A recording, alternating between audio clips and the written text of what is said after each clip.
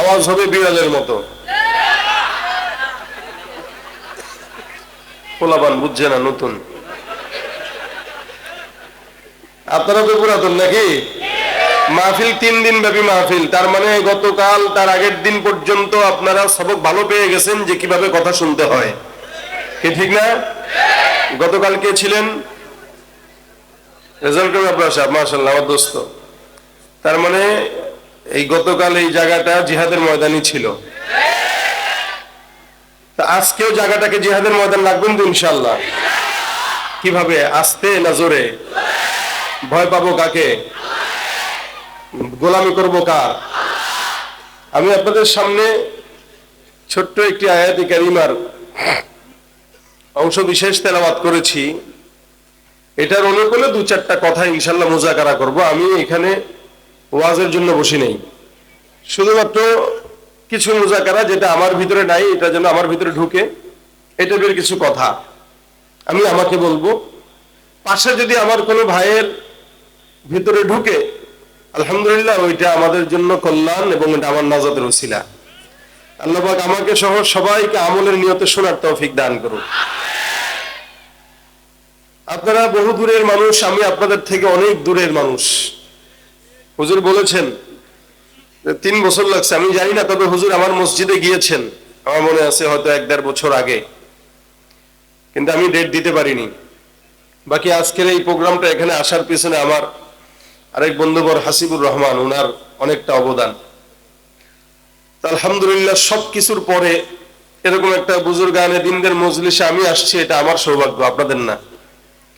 বড় বড় মজলিস গুলোতে যেতে পারা, আল্লাহ ওয়ালারা যেখানে ওনারা যেই জিনিসগুলো নির্মাণ করে দিয়েছেন, এই জায়গাগুলোতে আসতে পারা আমাদের সৌভাগ্যের। কিন্তু মুশকিল হইলেও ব্যস্ততার জাতাকলে পড়ে আসার সৌভাগ্য হয় কম। যেহেতু আসছি, 2-1টা কথা বলবো, যদিও আমার শরীরটা কিছুটা অসুস্থ, নাক ঠান্ডায়, কান টান সব বন্ধ।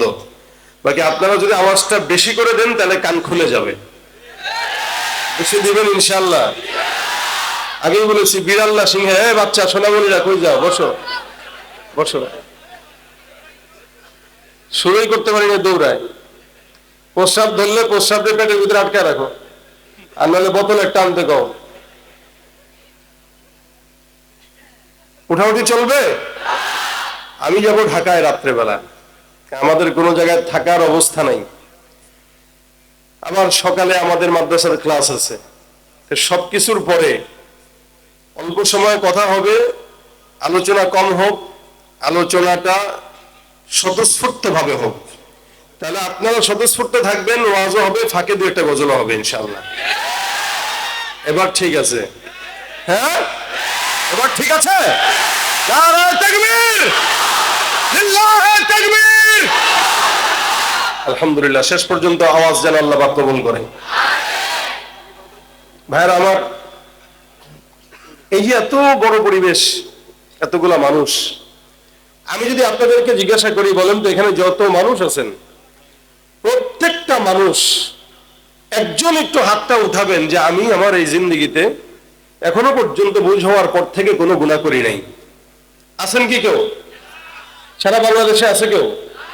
বিশ্বে কেউ আছে?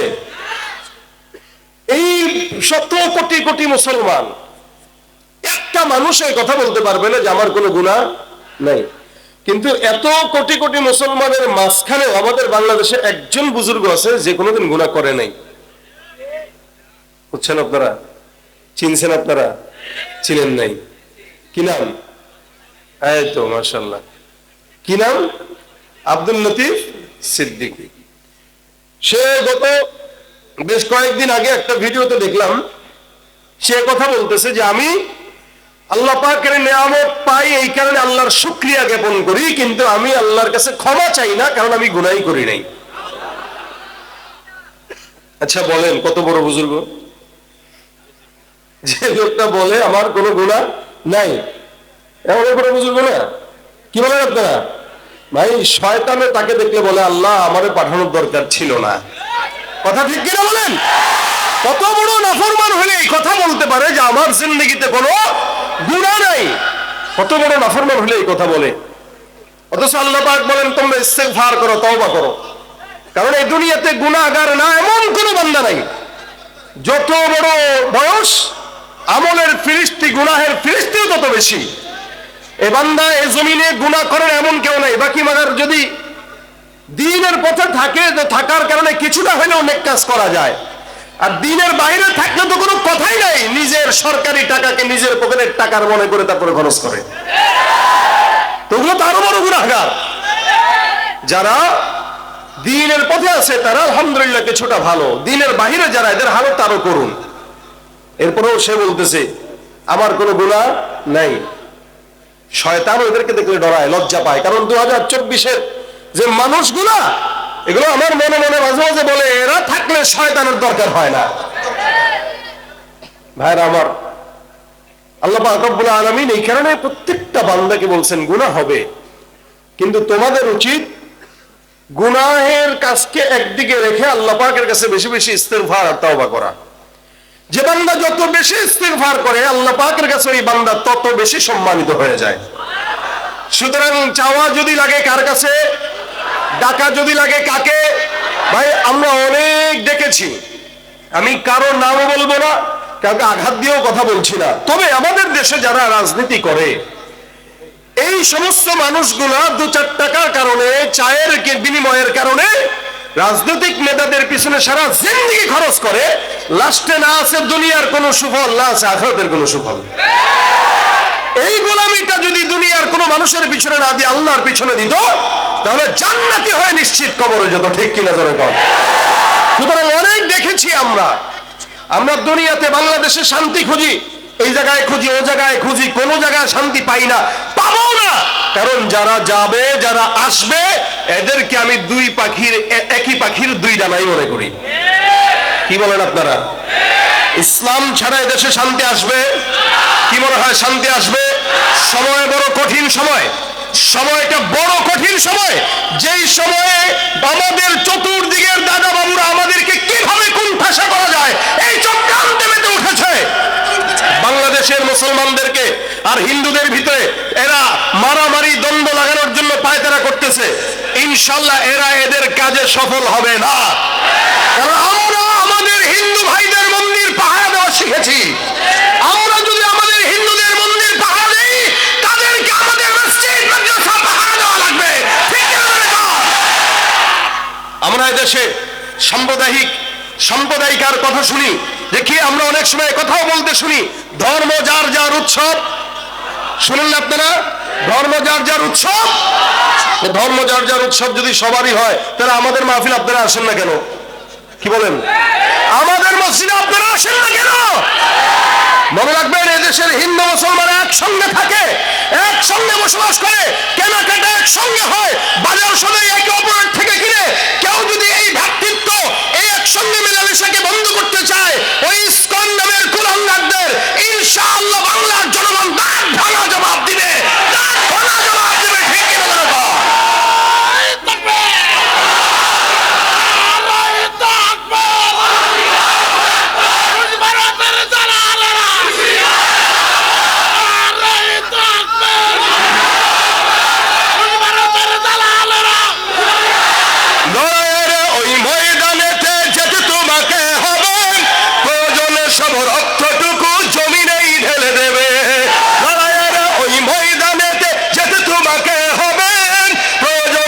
রক্তটুকু জমিনেই ঢেলে দেবে, তবুও তোমায় লড়তেই হবে, মানিবে না পরাজয়। তবুও তোমায় লড়তেই হবে, মানিবে না পরাজয়। বিপ্লব মানে জীবন দেয়া বসে থাকা নয়, সে কোনো দিন আসবে না রে, করো যদি ভয়। আসবে বিজয় রক্ত আর জীবনের বিনিময়, আসবে বিজয় রক্ত আর জীবনের বিনিময়। বিপ্লব মানে জীবন দেয়া বসে থাকা নয়, সে কোনো দিন আসবে না রে, করো যদি ভয়। ঠিক কিনা? শাসনের নামে কেউ বা বিশ্বে মেহনতি জনতারে ইমানের উপর আঘাত ওরা হানিছে বারে বারে। শাসনের নামে কেউ বা বিশ্বে মেহনতি জনতারে ইমানের উপর আঘাত ওরা হানিছে বারে বারে। প্রতারণার ওই ফাঁদে পড়ে মোরা জীবন করেছি ক্ষয়, প্রতারণার ওই ফাঁদে পড়ে মোরা জীবন করেছি ক্ষয়। বিপ্লব মানে জীবন দেয়া বসে থাকা নয়, সে কোনো দিন আসবে না রে করো যদি ভয়। ঠিক কিনা? ভয় করবো কাকে? যারা গোমূত্র খায় এরা আমাদের উপরে অত্যাচার চালানোর সাহস দেখায়। আমরা আলহামদুলিল্লাহ গোস্ত খাই। কি খাই? কি খাই? শক্তি আমাদের বেশি হওয়ার কথা। এদেশের হিন্দু মুসলমান আগেও এক ছিল, এখনো দেশ রক্ষার জন্য হিন্দু মুসলমান সবার যদি একসঙ্গে এক হাতে হাত মিলাতে হয় সেটা করতে আমরা রাজি আছি। কিন্তু কেউ যদি ইমানের উপর আঘাত দেয়, 4 মাস আগে দেশের জন্য লড়াই হয়েছিল, আবার প্রয়োজনে লড়াই হবে, কবে সেটা হবে ইমান বাঁচানোর লড়াই। ঠিক কিনা? ইমান বাঁচানোর লড়াই আপনারা থাকবেন তো ইনশাআল্লাহ? আল্লাহ আমাদের ইমানকে কবুল করেন, বলেন আমিন। চতুর্দিকে চক্রান্ত চলছে, সুতরাং আমি তো গত 1 সপ্তাহ 10 দিন ধরে মনে মনে মন কলা খাচ্ছি যে আলহামদুলিল্লাহ যারা আশার চক্রান্ত করতেছে, চট করে ঢুকবে অথবা চট করে এসে দেশের মুসলমানদেরকে মারবে, বর্ডারে যারা মুসলমানদেরকে সামনে নিয়ে বিভিন্ন বিশ্রী ভাষায় গালিগালাজ করছে, মুসলমানদের রক্ত পিপাসুর মতো তারা হায়নার মতো আমাদের দিকে ধেয়ে আসার চক্রান্ত করতেছে, আমরা বলবো তোমরা আসতে মন চাইলে আসো, আমরাও রেডি। কি বলেন? ঠিক না? মনে রাখবেন, গুনাহ করছেন অনেক, কোটি কোটি কোটি কোটি গুনাহ, প্রত্যেকটা গুনাহ। যে আমার আগে হযরত বলে গেছেন তওবা করলে অনেক সময় বান্দাকে জাহান্নামে যেতে হয়। মনে রাখবেন, এই যে বান্দা জাহান্নামে ঢুকবে একটা ভয় থাকে, একটা ভয় থাকবে না কেউ যদি শাহাদাতের মরণ অর্জন করে। কারণ শহীদ মরতে দেরি, জান্নাতে যেতে দেরি। এজন্য আমরা আলহামদুলিল্লাহ, এরা যদি আমাদেরকে জানের ভয় দেখে, আমরা বলবো ভাই তোরা আয়, আমাদেরকে শাহাদাতের রাস্তা একটু দেখায় দে। আমাদের ইমানের ধার কমে গেছে, তোমরা আসলে ইমানের ধারটা অন্তত বাড়বে। কি বলেন? ঠিক না? এই যে এখানে অনেক যুবকরা আছে, তাদের চুল ঠিক নাই, দাড়িও নাই, নামাজও পড়ে না, কিন্তু আপনি বলেন তো, আমার তো দিল বলে তার সামনে কেউ যদি আমার আল্লাহ, রসুল, ইসলামের বিরুদ্ধে এক বিন্দু কথা বলে, ওর জিহ্বা ভিতরে রাখতে দিবে না। কি বলেন? আমরা নামাজে দুর্বল হতে পারি, আমলে দুর্বল হতে পারি, ইবাদতে দুর্বল হতে পারি, কিন্তু ইসলাম নিয়ে কটূক্তি করবো আমার সামনে দুর্বল মনে করো না। প্রয়োজনে জান দিব 1 কোটি বার, ইসলাম নিয়ে কোনো তামাশা সহ্য করা হবে না।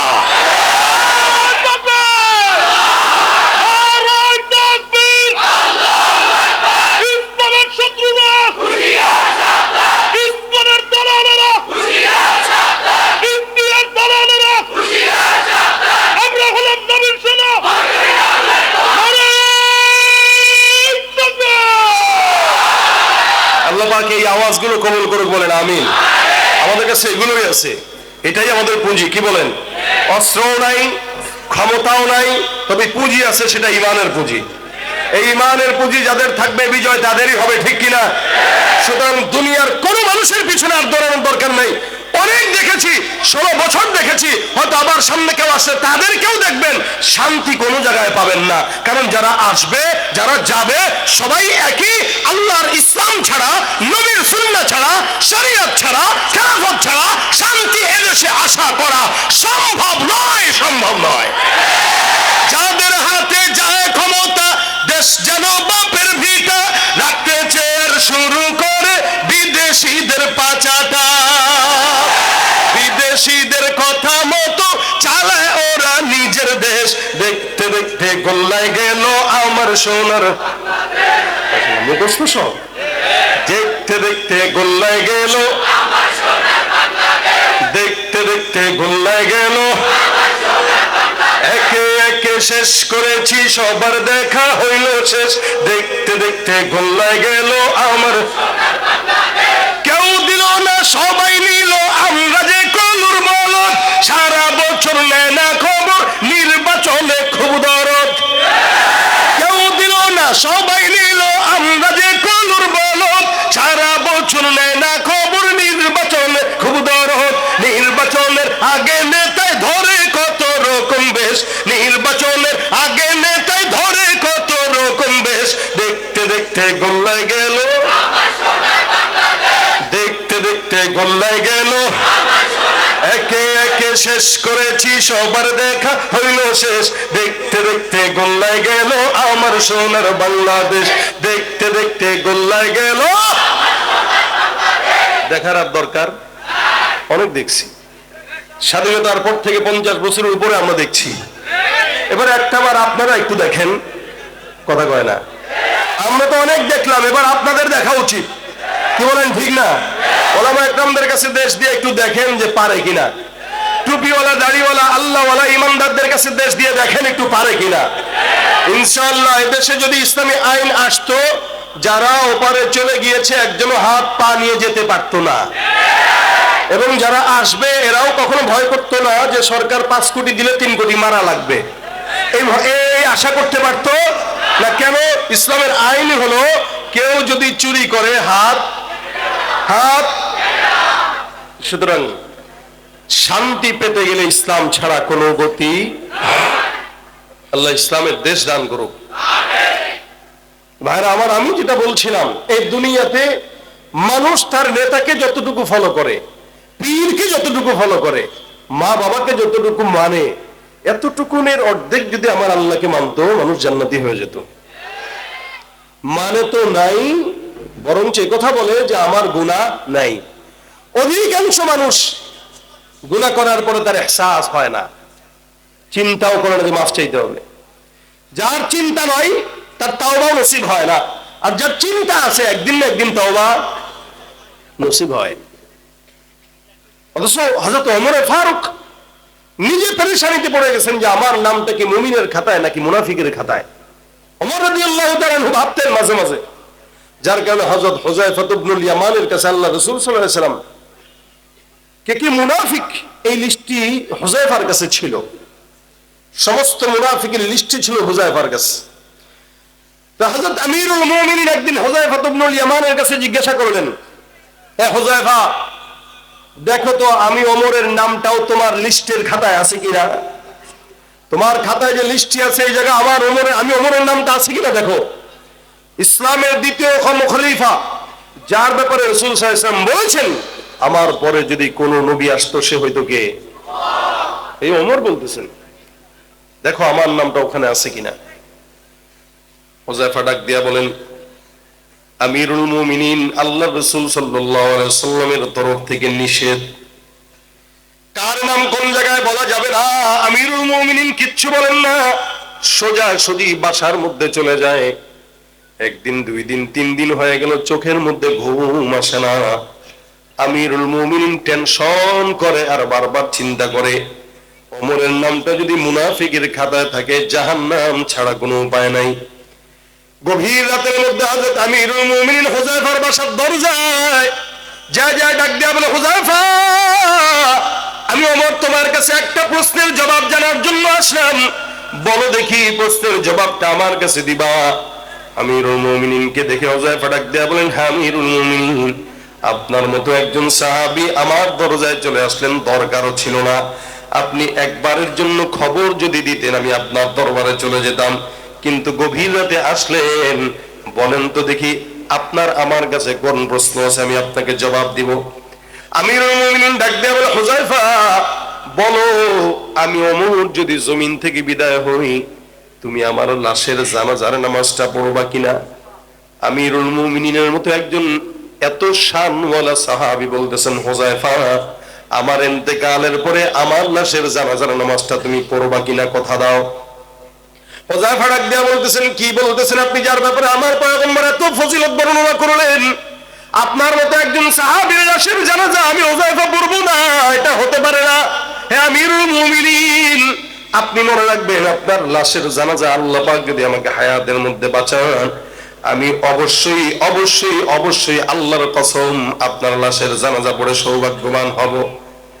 আমিরুল মুমিনিন এবার আল্লাহর কাছে ডাক দেয়া বলে, আল্লাহ আলহামদুলিল্লাহ, আপনার জন্য শুকরিয়া, কৃতজ্ঞতা আপনার প্রতি রব, আমার প্রশ্নের জবাব হয়ে গেছে।